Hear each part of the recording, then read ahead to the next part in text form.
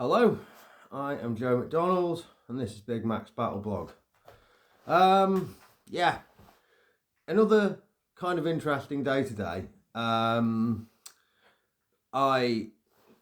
lovely coat had a fault.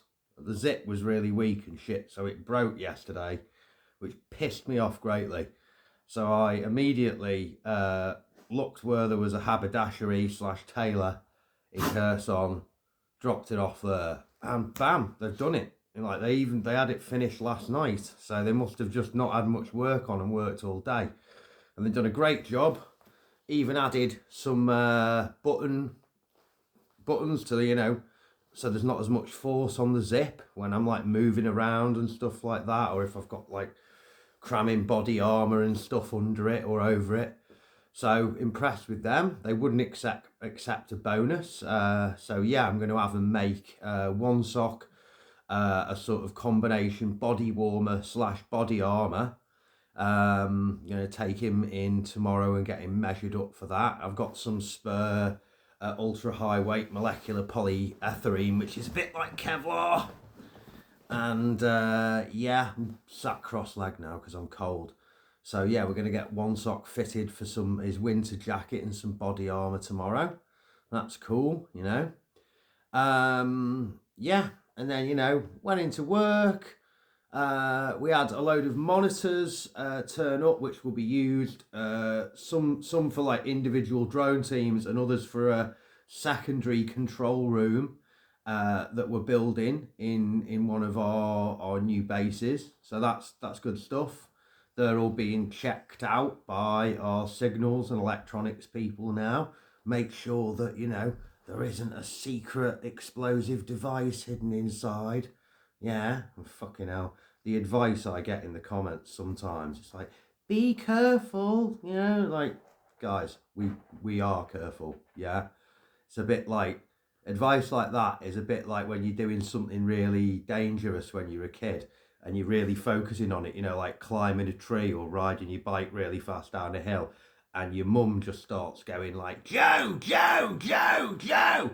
It's more of a distraction and an insult than it is helpful. But anyway, so did that, checked out some new things we've got to do and build there, which is quite nice.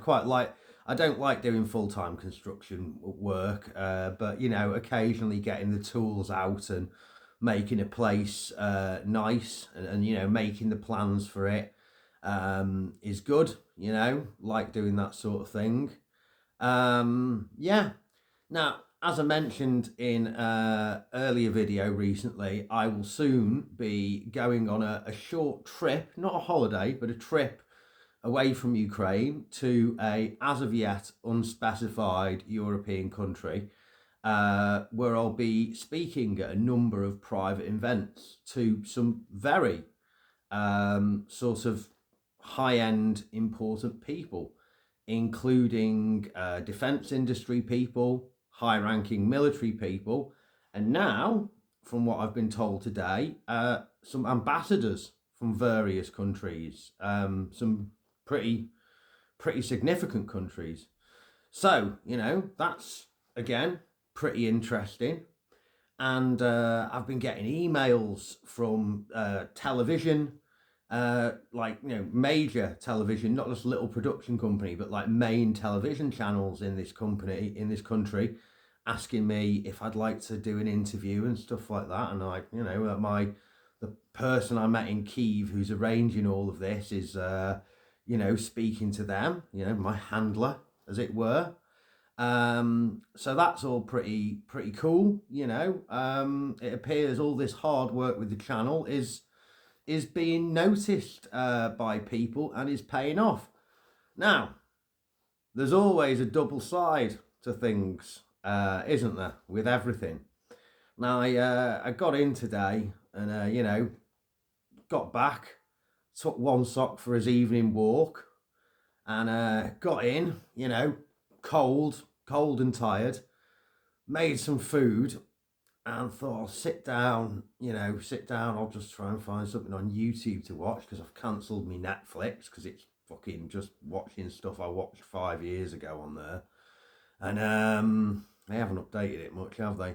And I thought I'll check my emails first, just in case there's anything important come through while I've been working. And there's an email from Ret TV. And I'm like, Ret TV? Let's have a look at that then. And it's a Russian television channel. Want me to do an interview? Of course I declined. And I've already informed my commander that this channel has contacted me. And I said, I'm very sorry, I'm going to have to decline that. I'm pretty sure it's against regulations and possibly is even illegal in Ukraine. And will almost certainly increase the chance of the FSB wanting to assassinate me. I hope you understand. The bloke replied back, of course, I totally understand and respect that, blah, blah, blah. Do you know any other foreign volunteers who've left Ukraine who might be in a better position to speak to me? And I said, well, I'm sorry, but I'm going to have to decline to help you with that as well, because I'm pretty sure that would count as aiding the enemy and wouldn't be appropriate. However, I do have a question for you. John McIntyre, the American who was in the International Legion, who was in my platoon way back in 22 when we were at Rivne and up in the forest in Kharkiv together, who then went to some other unit where he was an equally useless cunt as he was in the Legion, and then left Ukraine and went via Istanbul to Moscow and defected. And they interviewed him on RT, and he's there with his black shirt and his little fucking trying to look like Edward Snowden glasses, and trying to make out that he was a spy. Fucking useless fucking cunts. He couldn't fucking play a game of I Spy, let alone be a spy. And I said to the bloke, have you heard anything? Do you know what's going on with John McIntyre? Because, he did that interview on RT, and then nothing's been heard of him since. And he goes, I've been trying to reach out to him, but no response yet. I was like, yeah, he's probably dead in the wood outside Moscow, mate. Listen, if you want to speak to some foreign volunteers who are disgruntled, you might want to check out the fucking Willy OIM channel. That's full of vatniks, but please don't ask me to help you again. So that's the end of that. But yeah, it would appear that some fairly large and mainstream entities in Russia are now aware of my existence. So, that might scare a lot of people and make them worry. Personally, stuff like something gets within what they'd call danger close about once a week for me, on average. So, yeah, or more, quite frankly, probably more than that, in the last year, I reckon there's been a good 100 separate explosions that if I wasn't like behind something or just at the right angle to not get hit by it, I'd be dead. So, a fucking hit team coming to Kherson to whack me is the last of my concerns. And Ukrainian intelligence and special forces are pretty, and the police pretty damn hot in Kherson. So come and have a go if you think you're hard enough, basically. Everyone's got a way to go, I think you get straight to Valhalla if they send a team of assassins to fight you. Anyway, interesting times, my infamy grows. Infamy, they've all got it, infamy. Anyway, just a quick little one, trying to, I've been feeling, some of you may remember when I was in Kyiv, I went to have some basic dental work done, get a hole that got drilled during COVID and I'd never got sorted out, filled in, get my teeth cleaned. They x-rayed me, they saw there was a problem, they took me to a CT scan, turned out I had 2 big cysts in the roof of my mouth, that they reckon had been caused by me something hitting me in the face really hard, and all I could think was when we were in Kharkiv up in the forest there, we started getting mortared one day, and I jumped off what could be described as a small cliff or a particularly steep and deep ditch or trench that had some rocks in the bottom, and hit the ground like a fucking sack of cement, and it, like really, really fucking hurt, like, felt like I'd been punched in the mouth by fucking Mike Tyson. And that must have, like, that's all I can think is what actually separated the flesh and the bone. And then these cysts have been growing there and actually eaten the fucking bone for like the last 2 years. And, or more. And thereabouts, 2 years, And I had the surgery done when I was in Kyiv and I was on antibiotics.